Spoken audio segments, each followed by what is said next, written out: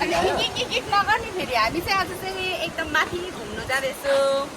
यहाँनिर हामी कति 1 2 3 4 5 6जना रहेछौँ यहाँ क्यामेराम्यानसँग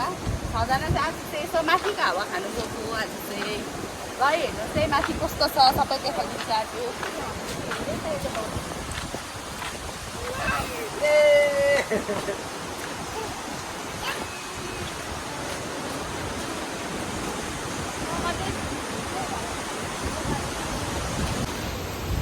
हामी दुईजना चाहिँ जेठानी देउरानी हो ऊ भयो सुरेखा म भयो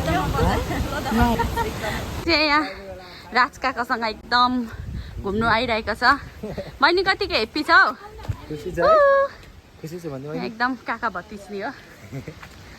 यहाँ चाहिँ दुईजना जोडीहरू भर्खर छुट्टीबाट आएको काका चाहिँ यो पिङ्कीलाई त चिन्नु भयो लाइस आज पिङ्की भइरहेछ ब्युटिफुल आज टन घाममा चाहिँ मैले घुम्नु लिएको नि त सबैजनालाई यहाँनिर जाउँ भनेर हामी चाहिँ चर्च सकेर आएको मुस्लिमको आमालाई पुरा गरम यिनीहरूको हावाको गफ हुँदैछ यहाँ चाहिँ धेरै गफ हुँदैछ यहाँनिर चाहिँ म चाहिँ यहाँनिर अगाडि छु म अन्त यहाँ मेरो साथमा होला यहाँ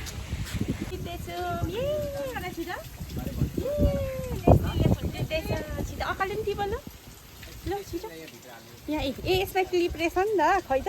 लु यहाँ छिटो ए हो टिप्यो जेसिनले फुल टिप्यो मन पर्यो वा भन्नु छिटो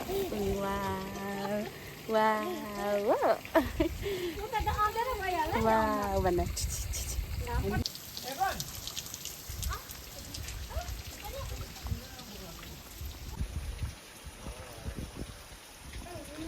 हामी चाहिँ यहाँ माथि घुम्नु आएको थियौँ नि त यहाँ घुम्नु आउँदाखेरि चाहिँ बाटोमा यस्तो हेरेको त यो त समरको यो फुल त यस्तो मजाले फुलिरहेको रहेछ कि हामीलाई चाहिँ पुरा मन पर्यो यो फुल त्यही भएर चाहिँ हामीले चाहिँ यहाँनिर चाहिँ एकछिन फोटोहरू खिचेर अन्त तपाईँहरूको लागि चाहिँ सानो भिडियो बनाएको